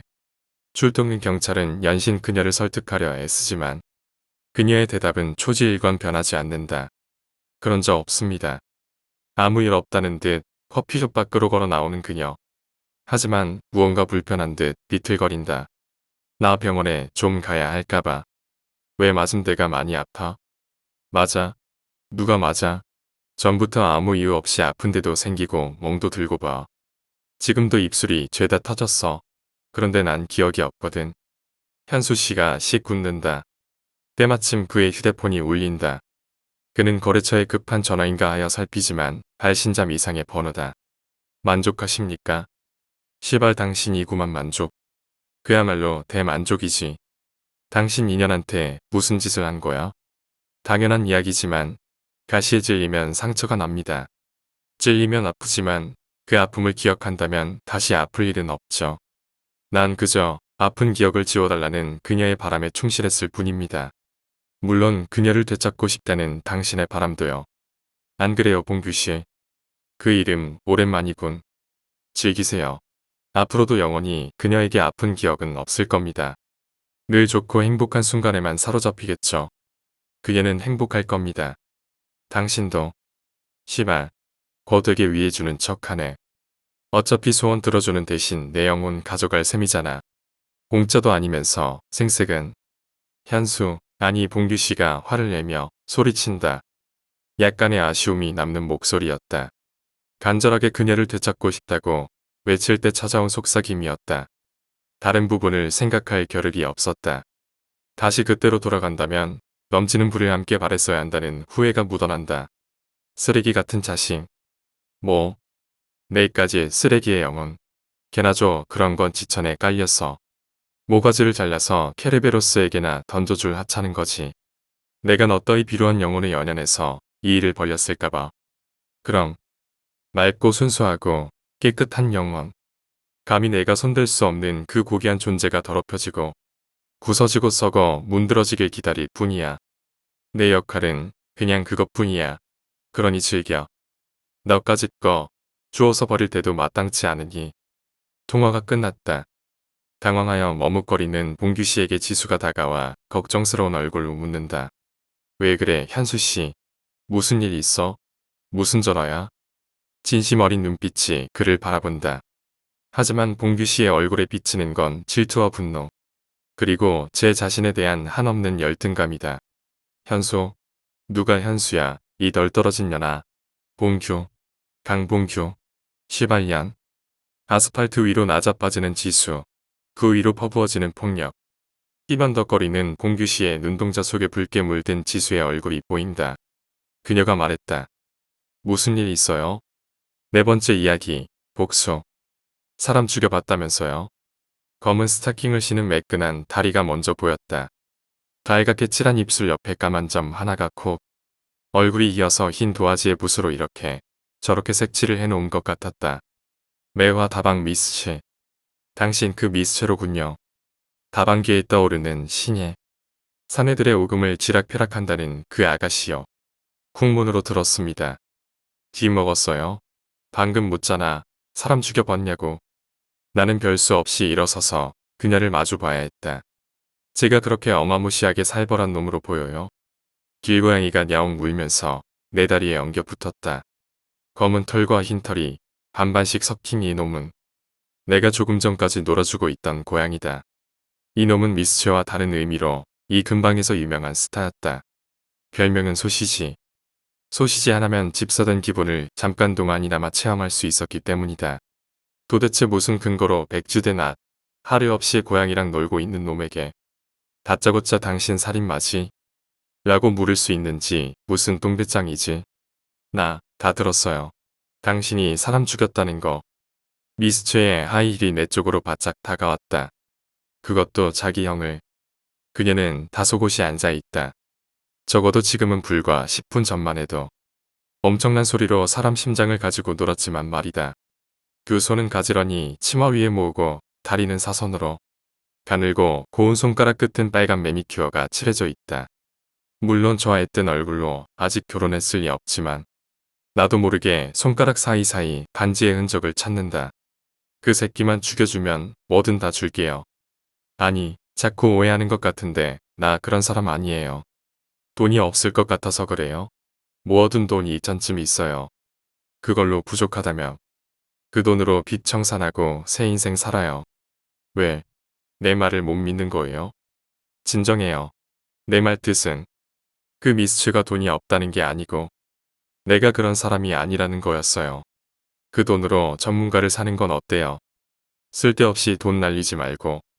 왜 그런 오해를 했는지 몰라도 난 정말 돈 받고 사람 죽이고 그런 일 하는 사람 아니니까. 금세라도 눈물을 떨굴 것 같지만 않았더라도 자리를 박차고 일어났을 텐데. 미스츠는 툭 건드리기만 하면 눈물을 터뜨릴 게 분명했다. 하는 수 없이 달래보기나 하자는 심정으로 묻는다. 그 새낀 뭐하는 새낀데요? 그렇게 나쁜 놈이에요. 살인 청부받을 만큼. 미스츠는 입술을 사려 물고 나를 봤다. 쓰레기, 말종. 나를 향한 말은 아니었지만 괜히 가슴이 뜨끔거렸다. 아마 그녀가 울고 있었기 때문이리라. 도둑이 제발 저리듯 나도 언젠가의 누군가에게는 쓰레기, 말종이었던 적이 있었을 테니 얼마나 나쁜 놈인지 들어보고 결정해도 될까요? 오늘 밤 10시 요 앞에서 기다려요. 여기서 집까지 거리는 걸어서 1시간, 10시까지는 6시간쯤 남았다. 하루 몇 대 다니지 않는 버스를 타고 왕복하기엔 번거롭고 애매한 시간이다. 미스츠를 처음 만난 장소로 돌아가 길고양이를 불러냈다. 소시지를 나눠 먹으며 1시간, 근처 식당에서 밥을 먹으며 1시간, 어영부영 시간을 보냈다. 정확히 10시가 되자 매화 다방의 문이 열렸다. 사이로 나온 하얀 얼굴은 보나마나 미스츠였다. 가요. 하는 말과 동시에 팔에 안겨들었다. 팔짱 끼는 폼이 참 자연스럽다. 그녀에겐 익숙한 행위라 해도 팔이 서로 부딪히고 같은 걸음을 걷는다는 것이 나한테는 참 낯설다. 피부에 스치는 서늘한 감촉에 가을이 다가옴을 느꼈다. 맞가을이 시작되는 어느 밤, 미스츠는 네온사인 밑을 지나며 옛 이야기를 들려주기 시작했다. 나는요, 중3 겨울에 가출했어요. 겨울방학이었는지, 봄방학이었는지, 고등학교 입학 직전이었는지, 아무튼 추웠다는 것만 기억나요. 가출한 바람에 졸업은 하지 못했으니까 그냥 중3 겨울이라고 생각하기로 했어요. 왜 가출했냐고요? 헤매는 아이들을 잡고 물어보세요. 저마다 사연 하나씩은 다 있을 테니까 듣는 사람마다 그게 뭐 싶기도 하고 저런 안 됐구나 싶기도 한 그렇고 그런 사연 있잖아요. 가정불화, 학교폭력, 나쁜 친구 나는 그 세 가지가 동시에 찾아왔어요. 처음에 집을 나가선 친구 집을 떠돌았어요. 오늘은 쟤네 집, 내일은 걔네 집. 가출한 친구들이 5명쯤 모이니까 하룻밤 묵기에 눈치 보이더라고요. 그래서 우리끼리 방을 구했죠. 그때부터 우리끼리 살기 시작한 거예요. 그렇게 한 1년쯤. 뭘 하면서 먹고 살았냐고요? 중학교도 졸업 못한 17, 18 여자애들이 무슨 일을 할 수 있었겠어요. 더욱이 보고 배운 게 그렇고 그런 애들이라면 그러다 어떤 오빠를 만났어요. 알아요. 그놈의 오빠. 2년 정도 함께 살면서 아이를 3번 정도 유산했어요. 누구 시인지 알 길이 없었죠. 나는 그때까지도 업소를 떠돌았으니까. 그놈은 그때마다 내 머리채를 끌고 나가선 돌아올 때엔 없고 돌아왔어요. 나는 반죽음이 돼서 며칠을 알았고 그러다가 내가 가출한 날 무슨 일이 있었는 줄 알아요? 나한텐 2살 많은 오빠가 있었어요. 자다가 깨보니 시커먼 게 우뚝 솟아 있는 거예요. 술 냄새가 얼마나 나는지 구역질이 나오겠더라고. 처음엔 도둑이라도 든 줄 알았는데 자세히 보니 오빠란 놈이었어요. 배에 올라타서 눈을 번쩍번쩍 빛내는데 꼭 제 아비 같더라고. 엄마가 죽기 전에 아빠가 그런 눈빛을 했거든. 이유도 모르고 목이 졸리면서 생각했지. 아, 이러다간 죽을지도 모르겠다. 여기서 나가야지. 그런데 그날 밤보다 더 슬픈 거 있죠.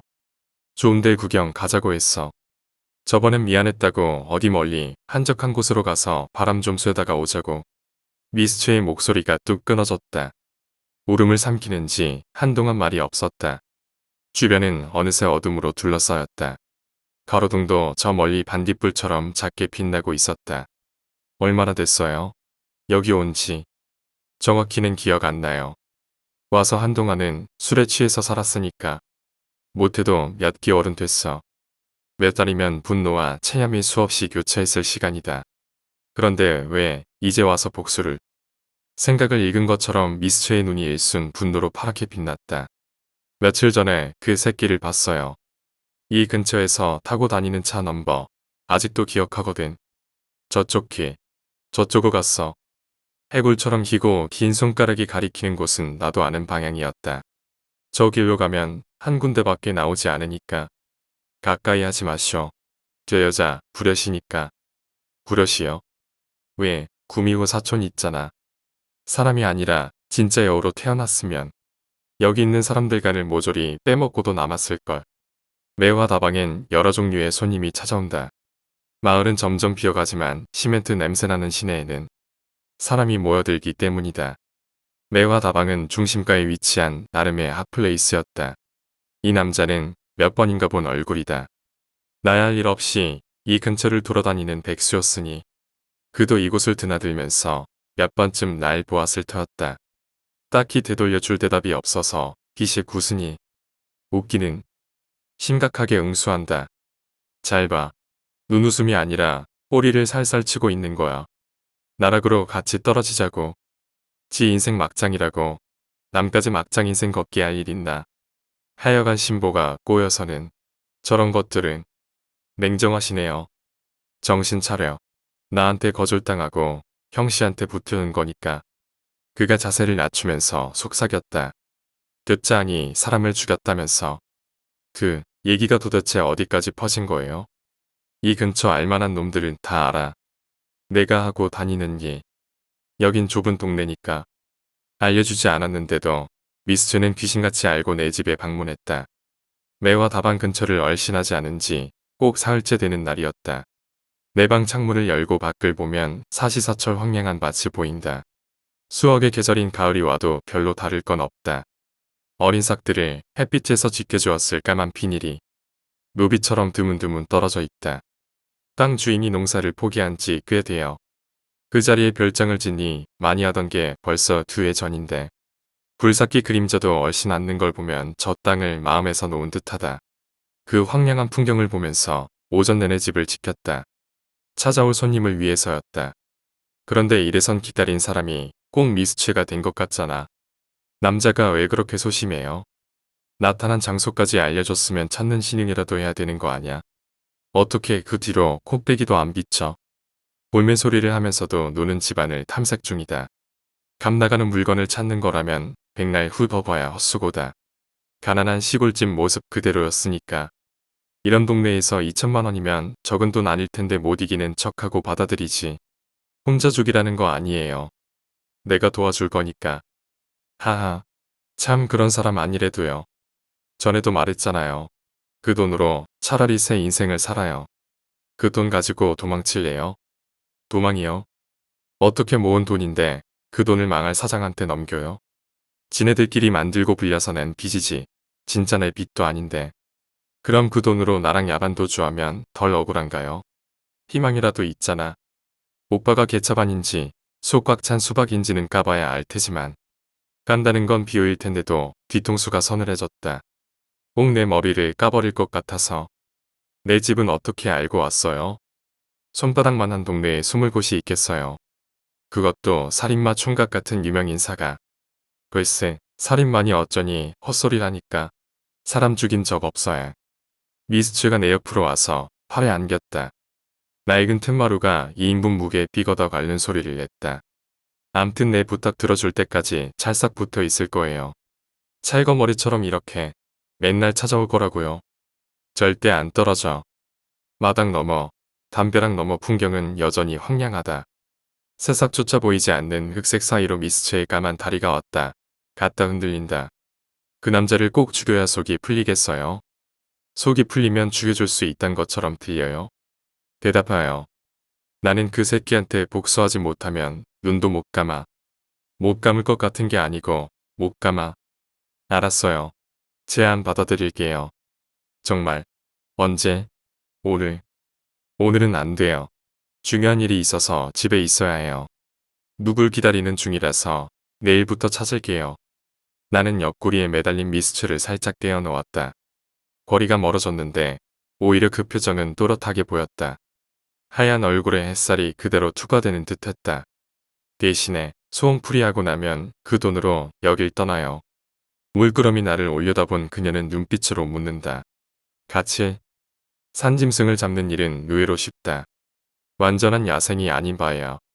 짐승이 다니는 길목에 덫을 설치하고 먹이를 놓고 끈질기게 기다리다 보면 언젠가는 탁 걸리니까. 어렸을 때 아버지를 따라 덫을 설치하러 다닌 적이 있다. 인기척 때문에라도 가까이 오지 않을 텐데.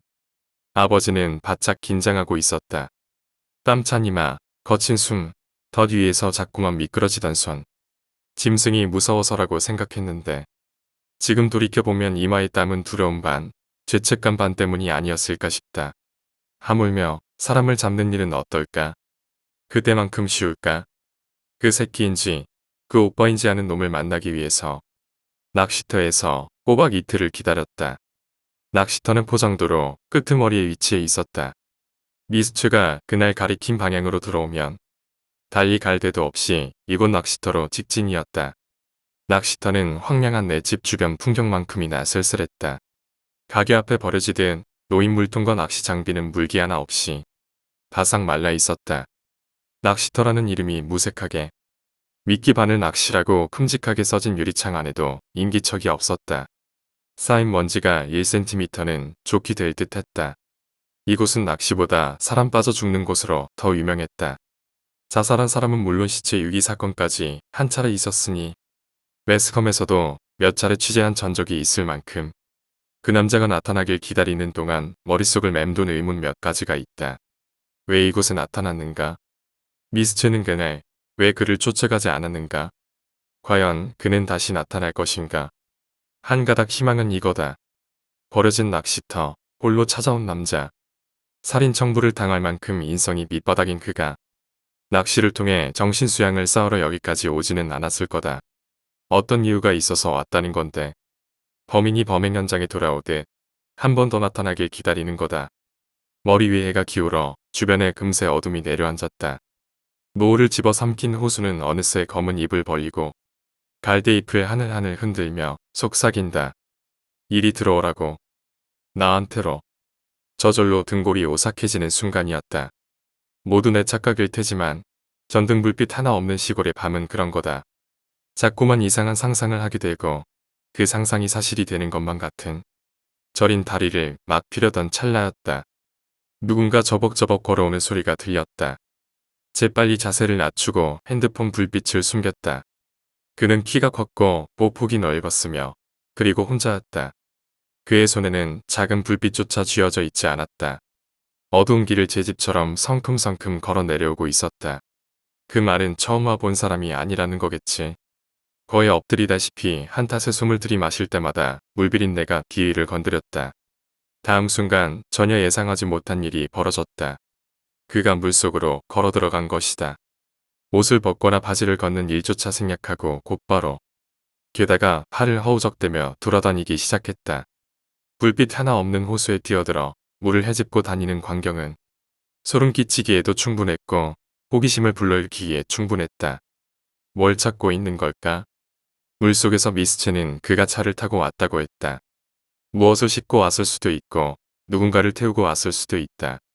여기까지 걸어서 지금은 홀로 나타났고 거기 누구야? 들켰다.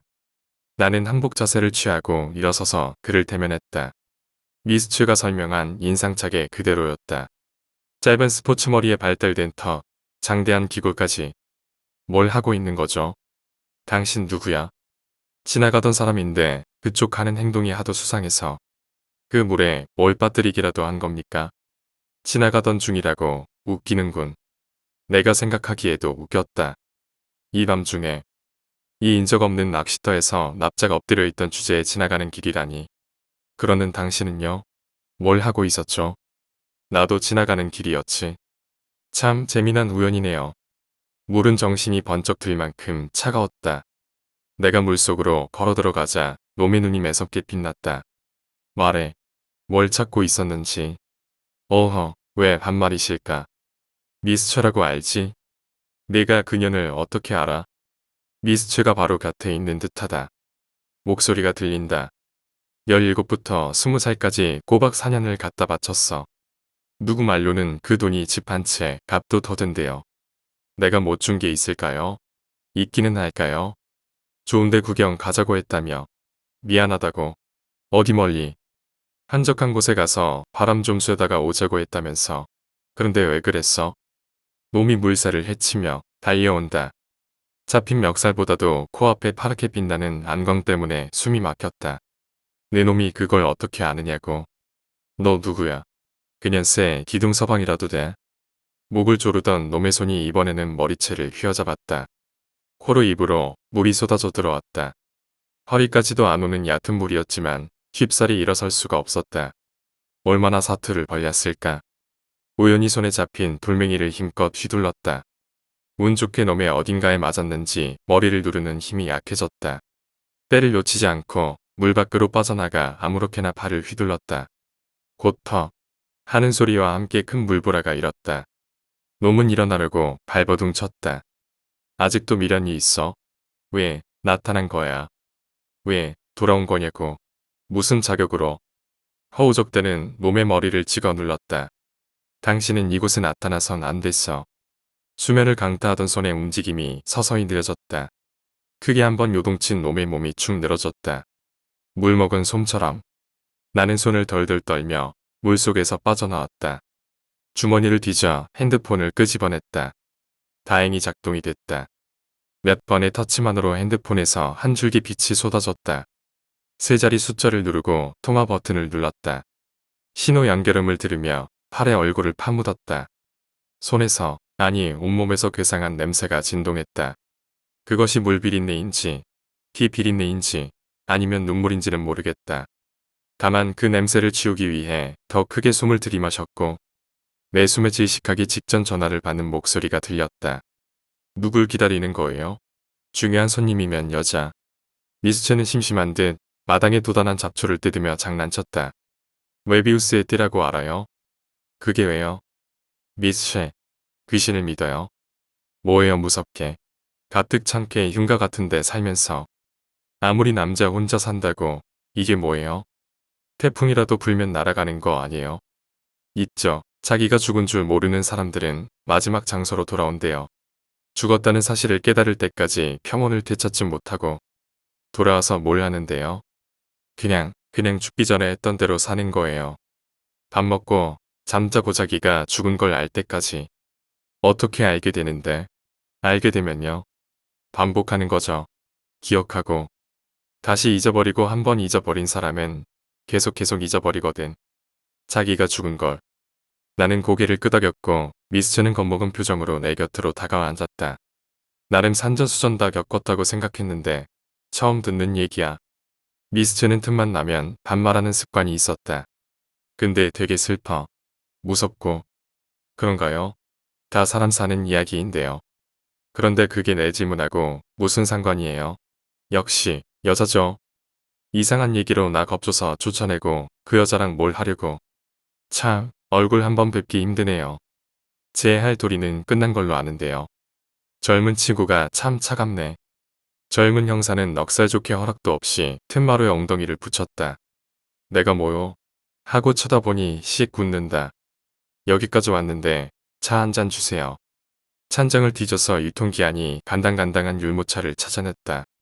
대충 물을 대어 부어주니 호로록대며 잘도 마신다. 듣자니 귀향하신 분이라고요. 비슷하죠? 왜 돌아온 겁니까? 솔직히 다들 시내로 도시로 빠져나가는 추세잖아요. 결혼도 안 하신 젊은 총각이니까.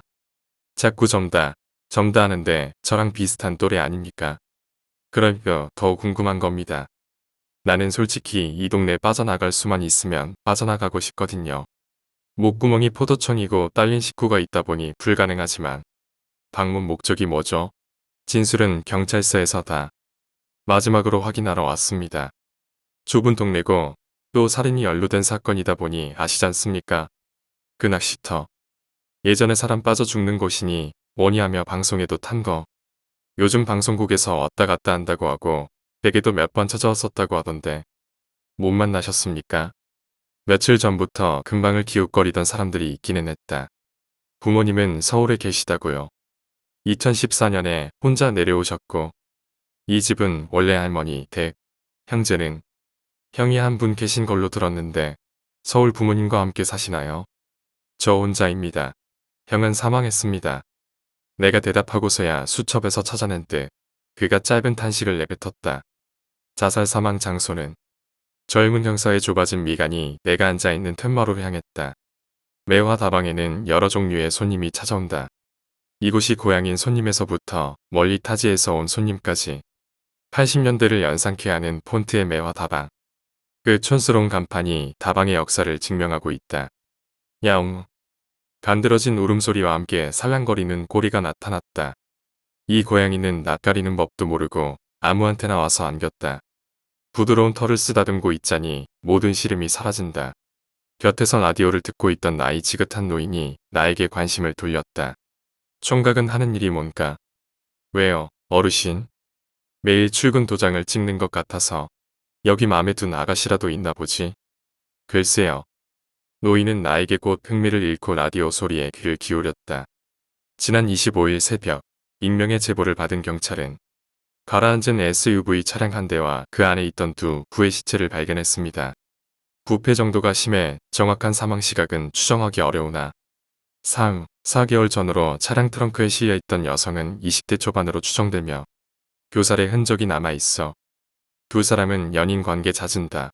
시체 유기를 목적으로 이곳까지 왔다가 사고가 난 것으로 치지지. 탁.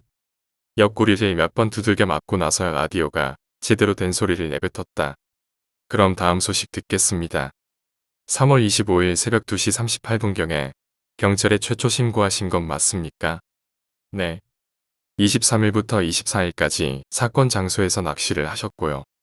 혼자 낚시를 하다가 바늘이 걸려서 따라가다 보니 SUV를 발견하셨고. 네. 22일은 댁에 계셨다고요. 물론 혼자. 댁에서 뭘 하셨죠? 기다리고 있었습니다. 그날은 형의 기일이었거든요. 아, 가족들을 기다리고 계셨던 건가요? 아니요. 형을 기다리고 있었습니다. 형이라고 하면 돌아가신 형사는 펜으로 머리를 긁적이며 수첩을 뒤적거렸다. 내가 정신병력이 있나? 그걸 찾는 거겠지. 찾아온 사람은 아무도 없고요. 없습니다. 미궁에 빠진 사건이었지만 나하고 연관짓기에는 아무런 접점도 없었다. 젊은 형사도 잘 알고 있는지 수첩을 접고 펜을 품속에 넣었다.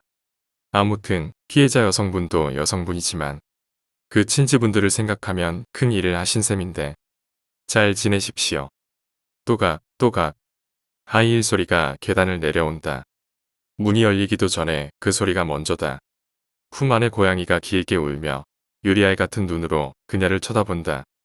웬 고양이야. 검은 스타킹을 신은 매끈한 다리가 먼저 보였다. 달갛게 칠한 입술 옆에 까만 점 하나가 콕. 얼굴이 이어서 흰 도화지의 붓으로 이렇게 저렇게 색칠을 해놓은 것 같았다. 거기 오빠, 나 알아요? 그럼요. 다방귀에 떠오르는 신예, 아름다운 미스 셰.